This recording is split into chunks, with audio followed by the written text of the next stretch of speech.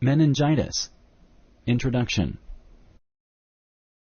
Please point to the cerebrospinal fluid. Choose one of the following options. Correct.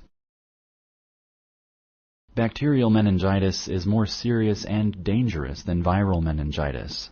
Select true or false. Correct. If a child has a fever and a stiff neck, he or she should see a healthcare provider immediately. Select true or false. Correct. If you think your child has meningitis, you should see a healthcare provider immediately. Which of the following is the most accurate statement about meningitis and how contagious it is? Choose one of the following options. 1. In general, meningitis is extremely contagious. 2. Some types of meningitis are contagious, but not as contagious as the flu. 3. Meningitis is never contagious. Correct.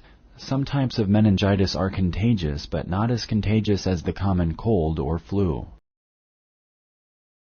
There are vaccines against all types of bacterial meningitis. Select true or false. Correct.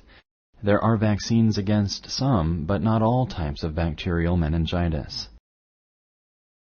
Thank you for using Explain.